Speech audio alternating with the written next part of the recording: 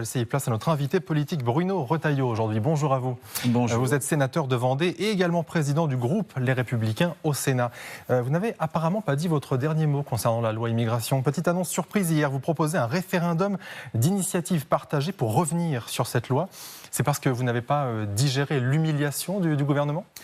C'est tout simplement parce que ce sujet de l'immigration a été confisqué vis-à-vis du peuple français, qui ne peut pas s'exprimer sur ce sujet directement. Il a été confisqué à la fois par la classe politique, mais aussi par les juges. Confisqué par la classe politique, par manque de courage, je pense que de François Hollande, mais aussi jusqu'à Emmanuel Macron, cette classe politique refuse de demander aux Français quel est leur avis, de délibérer sur la question de l'immigration qui est importante. Confisqué par les juges, vous l'avez rappelé, tout simplement parce que les juges nationaux, constitutionnels, mais aussi européens, ont une conception assez dévoyée, finalement, des droits individuels. Ils considèrent, par exemple, que lorsqu'un individu menace la population française est dangereux, on ne peut pas le renvoyer chez lui si jamais il ne peut pas bénéficier d'un procès équitable.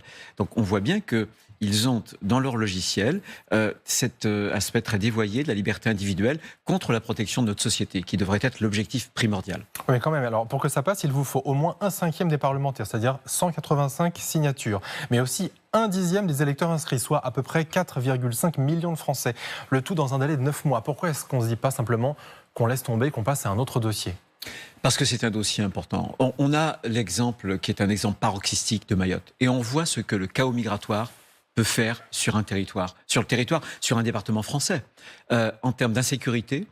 Et là, on arrive pratiquement à une situation insurrectionnelle. Ce qui se passe à Mayotte est infiniment différent de ce qui se passe en métropole, par exemple. Il est différent en matière de degré, mais pas en matière de nature. Voyez. Et en métropole, on sait parfaitement qu'il y a désormais un lien entre le désordre migratoire et l'insécurité. Même le président de la République, d'ailleurs, l'a reconnu. Donc, il faut impérativement permettre aux Français, c'est ce que je vous disais, les Français, depuis 50 ans, ont vu la société bouleversée par le phénomène migratoire sans que jamais on leur ait demandé leur avis. Mais est-ce que vous ne pensez pas que les Français sont déjà passés à autre chose sur cette question ? Est-ce qu'ils n'ont pas tout simplement acté le fait que cette réforme était passée en l'état ? Dès qu'ils peuvent s'exprimer, ils montrent que c'est l'inverse, au contraire. Dès qu'ils peuvent s'exprimer. Et vous savez, ce n'est pas les Français du haut, c'est toujours les Français du bas.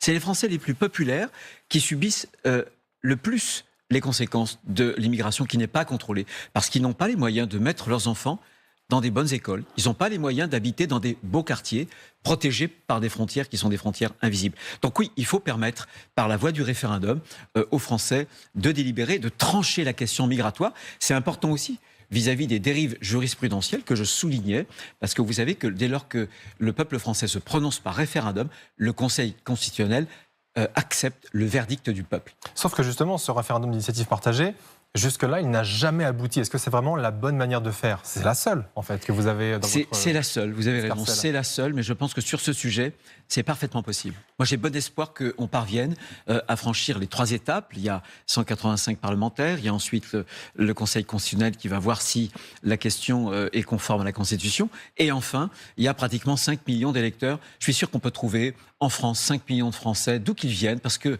y a un fait nouveau dans les sondages aujourd'hui. C'est que même les électeurs et les sympathisants de gauche trouvent qu'il y a trop d'immigration en France. C'est très nouveau. Justement, les sondages, on va y revenir dans un instant. Mais d'abord, est-ce que vous estimez que les Républicains, ça existe toujours ? Parce qu'on a quand même le sentiment, globalement, que de plus en plus de membres sont soit aspirés par le gouvernement, soit intégrés au RN. Donc, quel avenir pour les Républicains aujourd'hui ?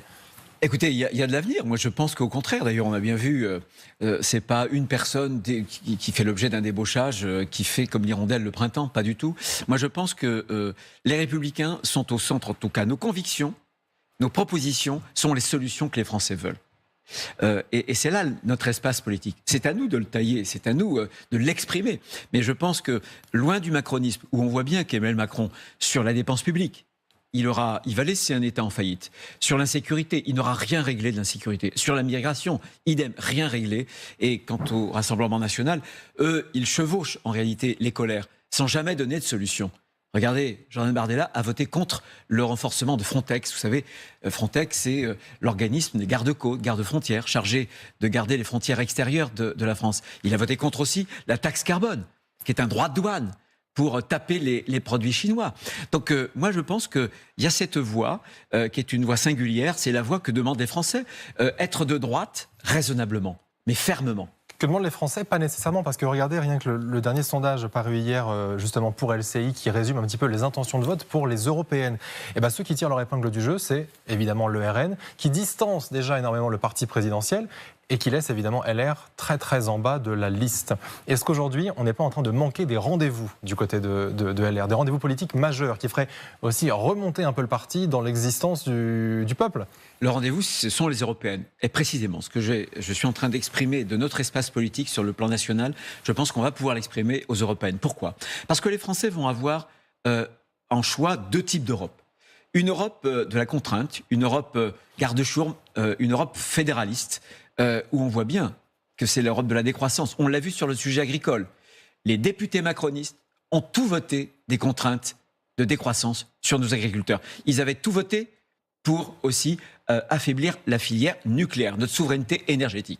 Et de l'autre côté, vous avez les élus du Rassemblement national qui n'ont pas changé une seule virgule, qui ne se sont pas... Mais ça fonctionne, visiblement. Ça fonctionne, mais c'est à nous de dire, écoutez, est-ce que Madame Le Pen, qui avait applaudi le Brexit, est-ce que c'est une solution? Non, ça n'est pas une solution. Allez demander aujourd'hui aux Britanniques si le Brexit a été une bonne chose.